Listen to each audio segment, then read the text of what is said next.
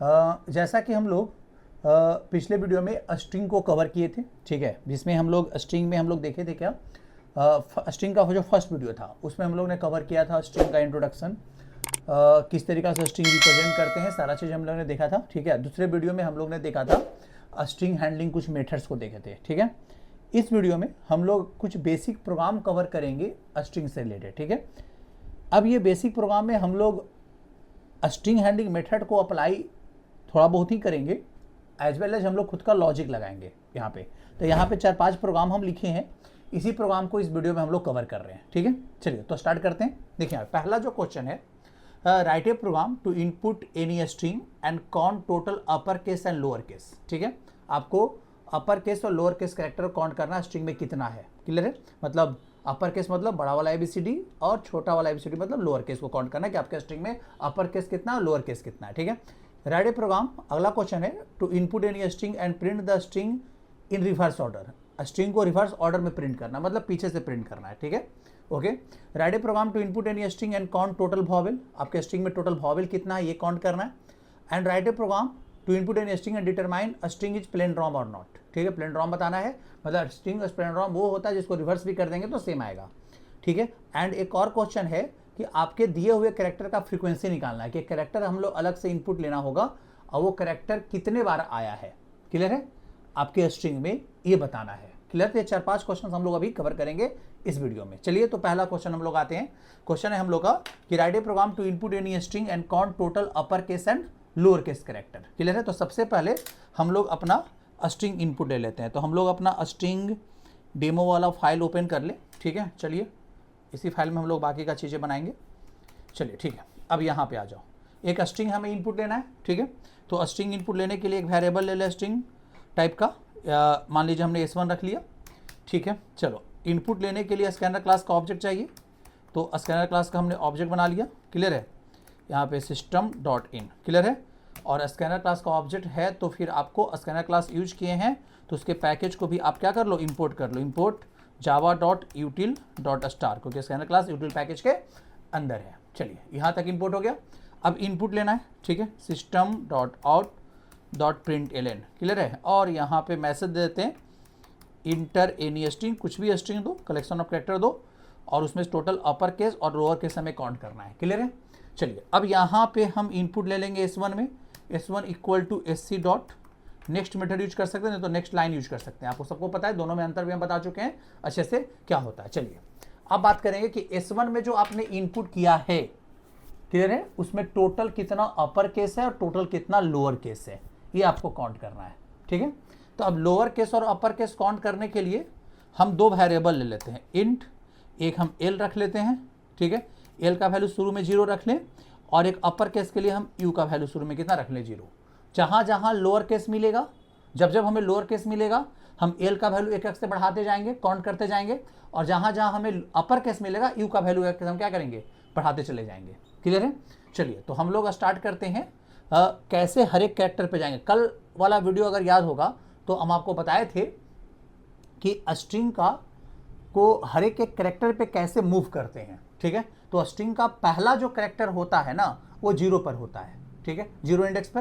तो एक हम मूव करने के लिए एक वेरिएबल ले ले I, ठीक है, और यहाँ पे I का वैल्यू शुरू में कितना रख ले, 0, और यहाँ पे व्हाइल I लेस देन, कहाँ तक चलेगा, 0 तो हमको पता है 0 से कहाँ तक चलेगा, तो स्ट्रिंग का जितना लेंथ होगा वहाँ तक। तो स्ट्रिंग का लेंथ निकालने के लिए लेंथ फंक्शन होता है, लेंथ मेथड है। तो यहाँ लिखेंगे S1 डॉट क्या, लेंथ, क्लियर है, लेंथ मेथड, ठीक है। यहाँ पे हम लोग कर लिए और I इक्वल टू I+1 कर लेते हैं।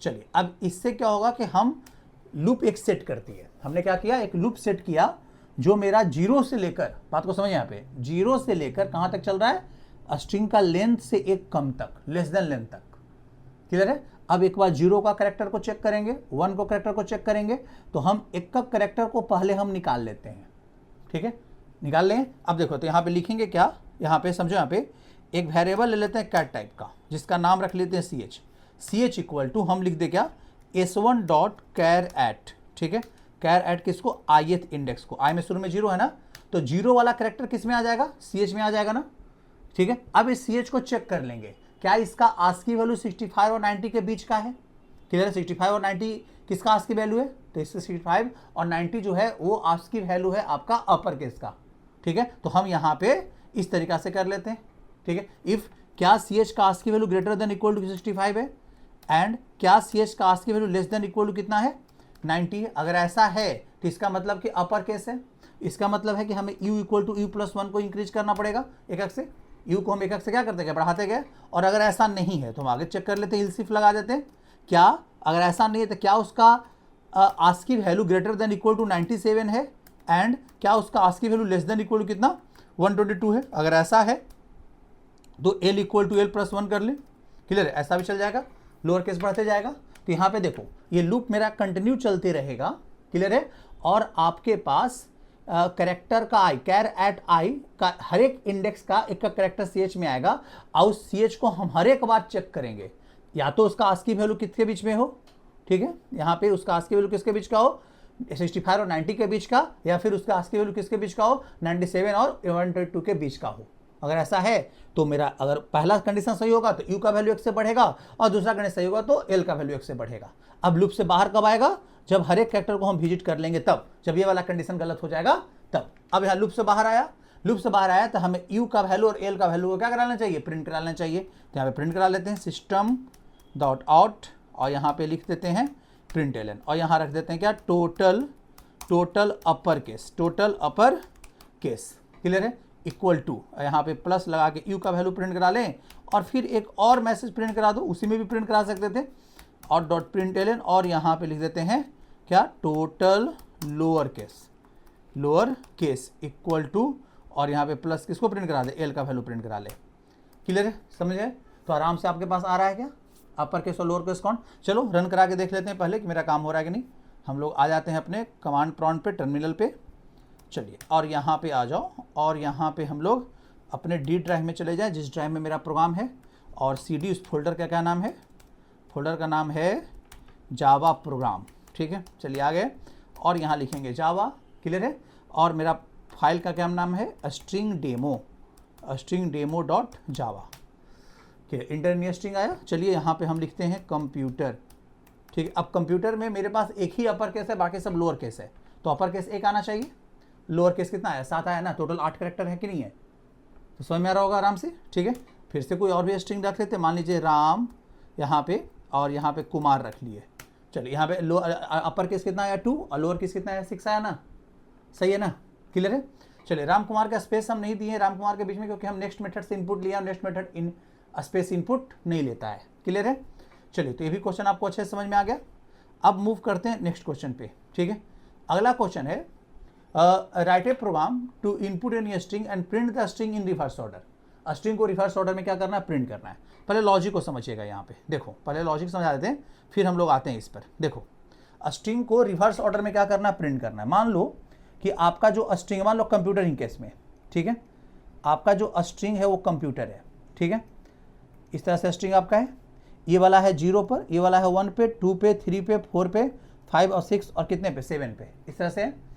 अब मान लो अब यूजर से इनपुट लोगे तो ये तो तुम्हें पता नहीं चलेगा, बात को समझो यहाँ पे। जैसे मान लो कि S1 में हमने ये इनपुट लिया, अभी जरूरी नहीं ना है कि आपके पास S1 में आपके पास क्या दिया, कंप्यूटर इनपुट करेगा, कुछ भी स्ट्रिंग इनपुट कर देगा कीबोर्ड से, वो 2 कैरेक्टर का हो सकता है, 4 कैरेक्टर का हो सकता है। तो पहला इंडेक्स तो मुझे मालूम होता है कि वो 0 से स्टार्ट होगा, लास्ट कैरेक्टर कहां पे है ये मुझे मालूम नहीं चल पाता है, तो कैसे करेंगे, बात को समझिए। तब हम लोग यहां पे करेंगे क्या कि यहां पे आपके पास स्ट्रिंग का लेंथ निकाल लेंगे, क्योंकि सबसे पहले तो मुझे लास्ट कैरेक्टर चाहिए, तो स्ट्रिंग का क्या निकाल लेंगे, लेंथ। तो लेंथ कैसे निकालेंगे, तो यहां लिखेंगे l इक्वल टू, l एक वेरिएबल है, ठीक है, s1 डॉट लेंथ, क्लियर है। लेंथ मेथड आपको पता है ना, लेंथ, क्लियर है। और उसमें से 1 घटा देंगे तो आपके पास l में क्या आ जाएगा, लास्ट कैरेक्टर का इंडेक्स आ जाएगा। जैसे देखो अब S1 में कंप्यूटर का लेंथ कितना है, कंप्यूटर का लेंथ 8 देगा, तो S1 डॉट लेंथ 8 रिप्रेजेंट कर रहा है और 8 में से 1 गया कितना 7, तो L में कितना आ जाएगा 7। मतलब आपका जो L है इस पोजीशन पे आ गया, लास्ट इंडेक्स यहाँ पे आ गया, क्लियर है। तो अब आपको प्रिंट करना यहां से लेके 0 तक, क्लियर है। मतलब अब आपको 7 प्रिंट करना, फिर 6 प्रिंट करना, लूप उल्टा लगा देंगे यहां से लेके यहां तक, क्लियर है। समय आ रहा हो क्या करेंगे रिवर्स ऑर्डर में प्रिंट कराने के लिए। चलिए तो देखते हैं, लॉजिक तो आप लोग क्लियर हो गया होगा क्या करने वाले हैं हम। चलो अब यहाँ पे आ जाओ और यहाँ पे रिवर्स करने का प्रोग्राम को देख लेते हैं। चलिए अब यहाँ पे इनपुट लेने वाला कोड है मेरे पास, रहने दो सारा चीज़, यहाँ से हम हटा देते हैं थोड़ा।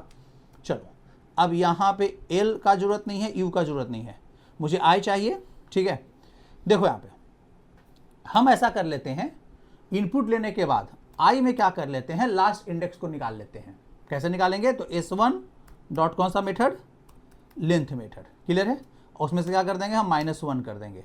तो आई डायरेक्टली कहाँ पहुँच जाएगा, आई जो है वो पहुँच जाएगा कहाँ, लास्ट इंडेक्स पे। अभी बताए ना, अगर आपके पास 10 एलिमेंट का 10 कैरेक्टर का स्ट्रिंग है, ठीक है, तो लास्ट एलिमेंट उसका 9 पर होगा, क्लियर है।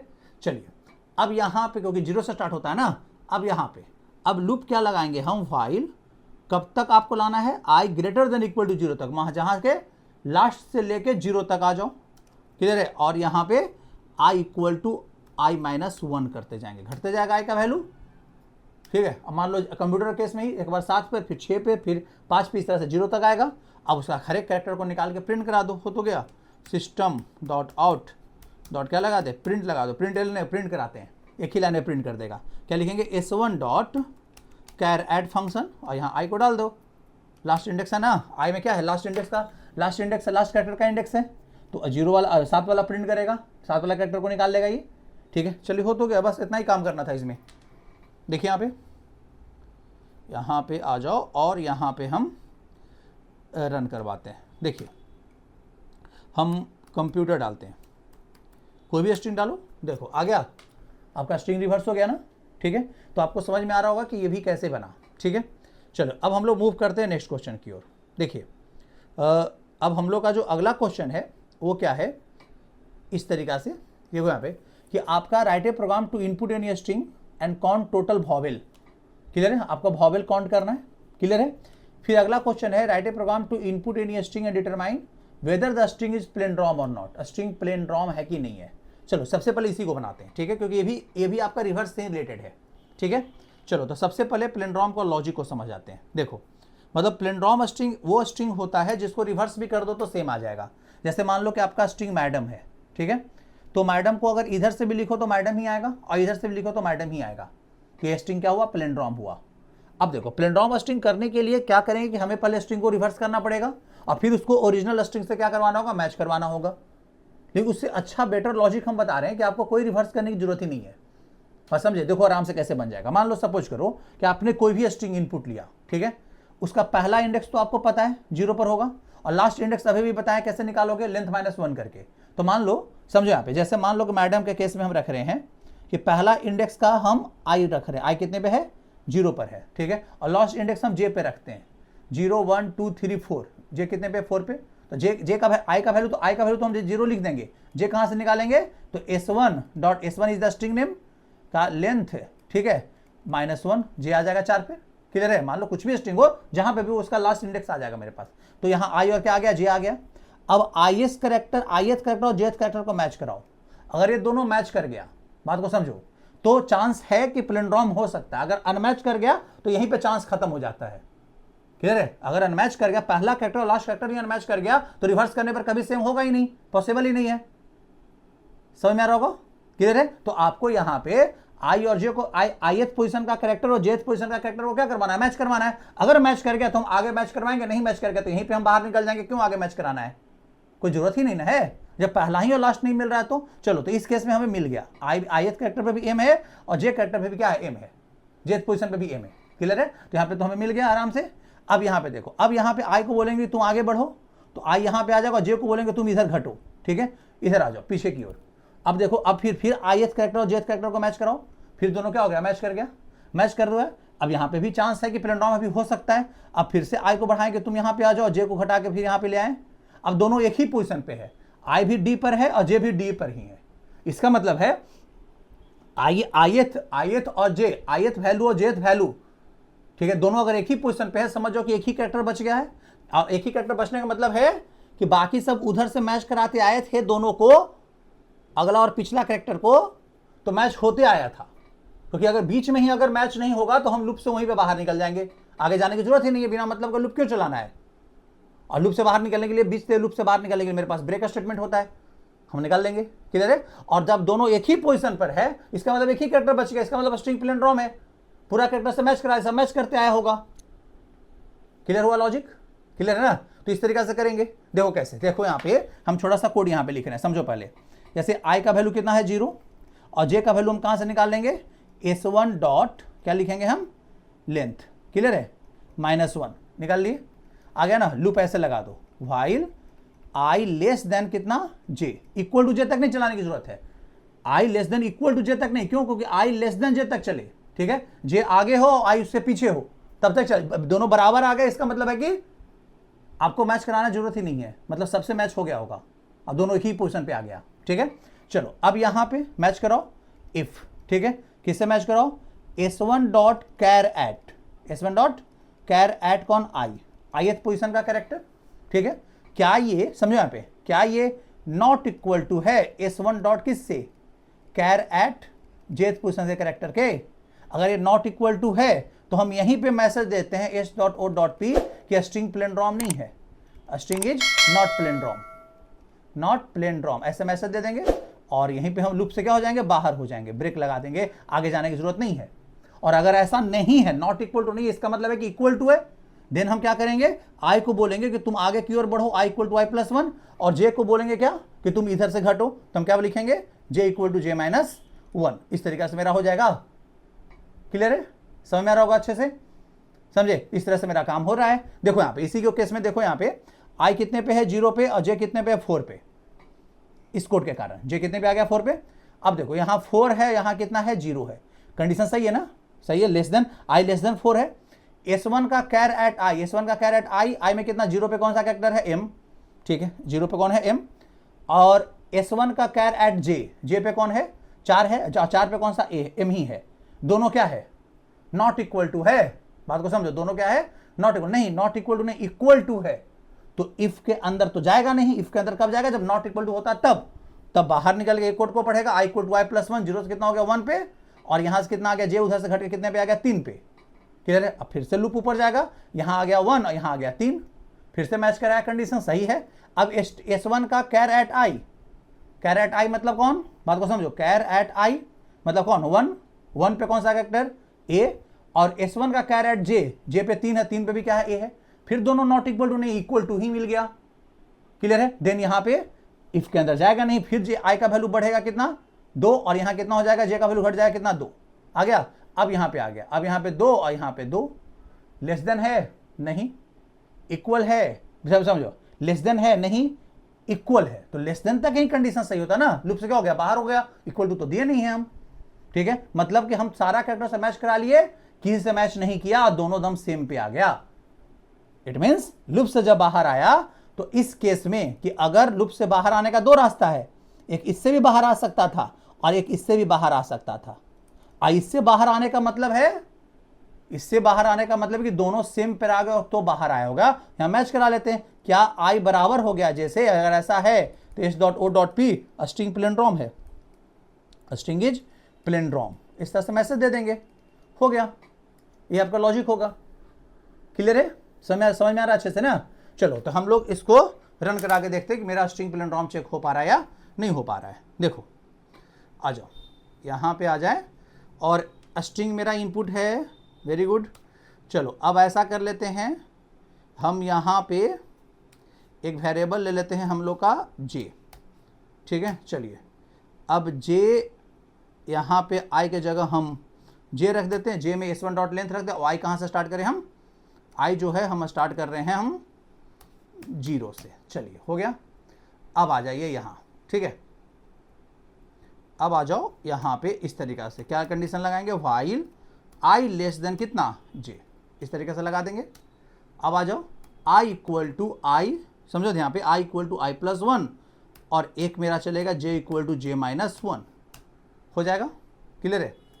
चलिए यहाँ तक आ गया, अब यहाँ मैच करो, इफ क्या लिखेंगे, s1 डॉट कैर एट किसका i, कैर एट किसको, i को, क्लियर है। क्या ये नॉट इक्वल टू है s1 डॉट किससे, कैर एट किससे, j से, अगर ये नॉट इक्वल टू है, बात को समझे, ठीक है, तो हम यहाँ पे मैसेज दे देते हैं system dot out dot println, clear है, और यहाँ रख देते हैं string is palindrome, not palindrome, अगर नॉट इक्वल टू हुआ तो नॉट प्लेनड्रॉम, क्लियर है, और हम यहाँ पे लूप से क्या हो जाएंगे, बाहर हो जाएंगे, क्लियर है। और लूप से बाहर आने का दो रास्ता है, ये ब्रेक से बाहर आएगा तो स्ट्रिंग नॉट प्लेनड्रॉम का मैसेज देकर आएगा, तो फिर प्लेनड्रॉम प्रिंट नहीं करना चाहिए, तो हम ये देख ले, इससे बाहर आएगा तो स्ट्रिंग प्लेनड्रॉम है, इस ये वाला कंडीशन से बाहर आने का मतलब कि सभी से मैच कर लिया होगा, क्लियर है। अब यहां से बाहर आएगा तो चेक कर ले यहां पे आने के बाद कि क्या आई बराबर है किससे, जैसे अगर ऐसा है तब हम यहां लिख देते हैं system dot out dot println, और यहां क्या लिख दे, यहां पे लिख देते हैं स्ट्रिंग इज प्लेनड्रॉम, ठीक है। चलिए हो तो गया, आराम से बन गया ये, क्लियर है। चलिए देखते हैं मेरा ये प्रोग्राम रन कर पा रहा है या नहीं कर पा रहा है। देखो आ जाओ यहाँ पे, आ गया, स्ट्रिंग MADM लिखते हैं, स्ट्रिंग इज प्लेनड्रॉम दिया ना, कुछ और स्ट्रिंग ले लेते हैं, ठीक है, कंप्यूटर डालते हैं, ऑफकोर्स स्ट्रिंग इज नॉट प्लेनड्रॉम देगा, क्लियर है, देख लो डाल के कुछ भी, ठीक है, मॉम डालते हैं, स्ट्रिंग इज प्लेनड्रॉम सही दे रहा ना, तो ऐसा स्ट्रिंग जो रिवर्स भी करने पे क्या हो, सेम आए, उसे क्या बोलते हैं, प्लेनड्रॉम स्ट्रिंग बोलते हैं। चलिए तो ये भी अब प्लेनड्रॉम वाला भी लॉजिक आपको अच्छे से समझ में आ गया होगा।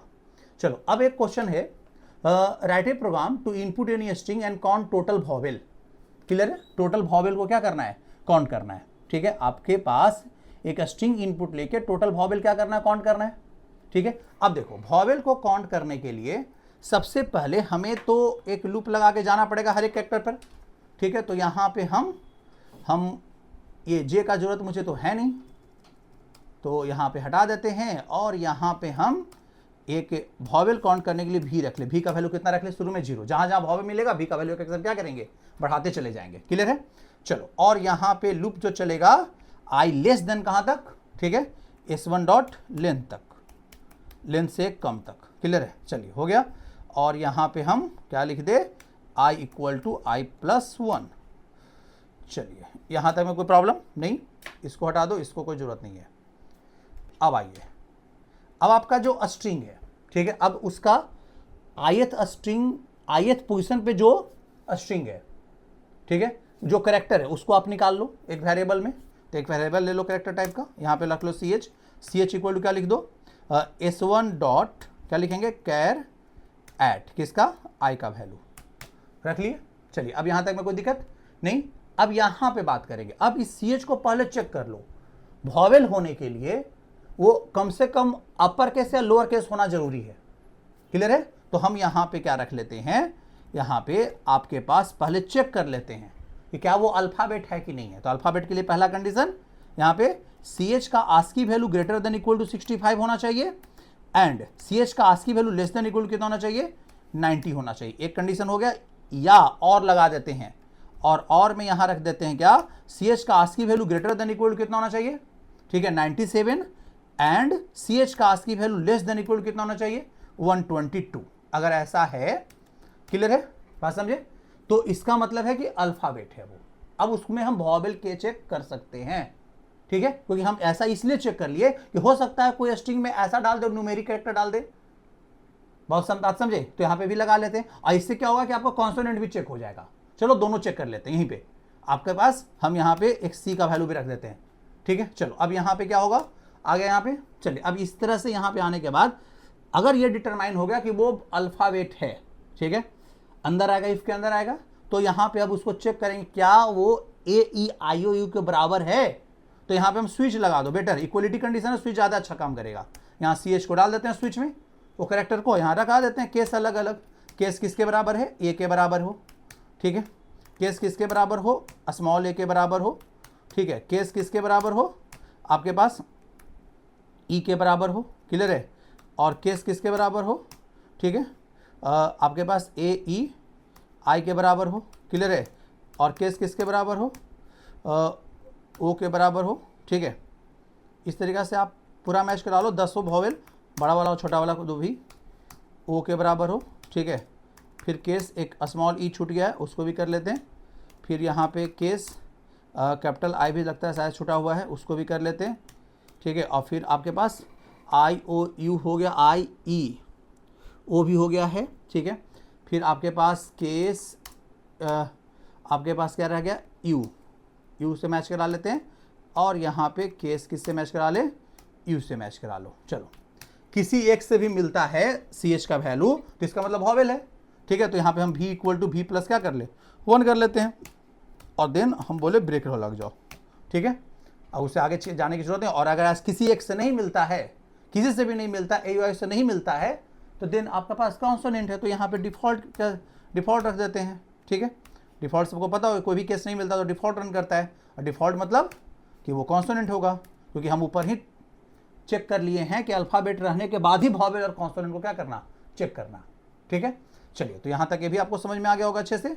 चलिए, अब जब कंप्लीट, देखो यहाँ पे लूप से बाहर आएगा, कब आएगा, जब पूरे कैरेक्टर को वो चेक कर लेगा एक करके, तब पहले कैरेक्टर निकालेगा, अंदर जाएगा लूप का, निकालेगा, चेक करेगा क्या वो अपर केस है या लोअर केस है, अगर है तो उसको वॉवेल चेक करेगा, ठीक है, और कॉन्सोनेंट को चेक करेगा। क्लियर है। चलिए, दोनों जब वॉवेल मिलेगा तो v का वैल्यू x से बढ़ा लेगा, और कॉन्सोनेंट मिलेगा तो c का वैल्यू x से क्या हो जाएगा, बढ़ जाएगा, ठीक है। अब जब कंप्लीट लूप से बाहर आएगा तो आपको क्या काम है, ठीक है, आपका काम है v का वैल्यू को प्रिंट कराना और c का वैल्यू को क्या करवा लेना, प्रिंट करा लेना।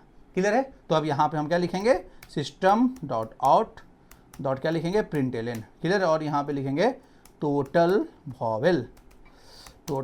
वॉवेल इक्वल टू प्लस किसका वैल्यू, v का वैल्यू, और यहाँ लिख देंगे हम system dot out dot println. Clear है।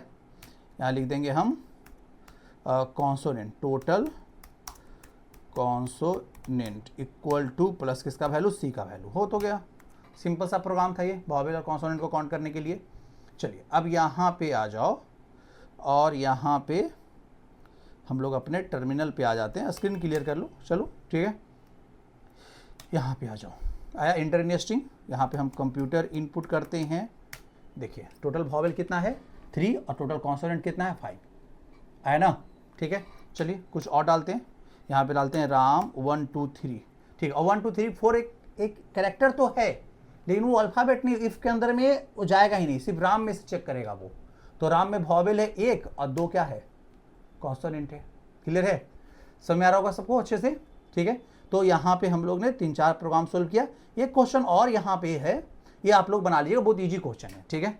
ये क्वेश्चन क्या है कि write a program to input any string and print frequency of a given character. देखो यहाँ पे फ्रीक्वेंसी का मतलब होता है कि एक कैरेक्टर स्ट्रिंग में कितने बार आया है। तो आप एक कैरेक्टर को क्या कर लेना, एक कैरेक्टर को आपने क्या करना है कि मिलाते चले जाना है, निकाल लोगे वहाँ से, तो मिलाते चले जाओ कि आपका दिया हुआ कैरेक्टर से जहाँ जहाँ मैच करेगा वहाँ एक वेरिएबल ले लो, और वैल्यू एक से क्या कर जाना, इंक्रीज करते चले जाना, आराम से बन जाएगा ये, ठीक है।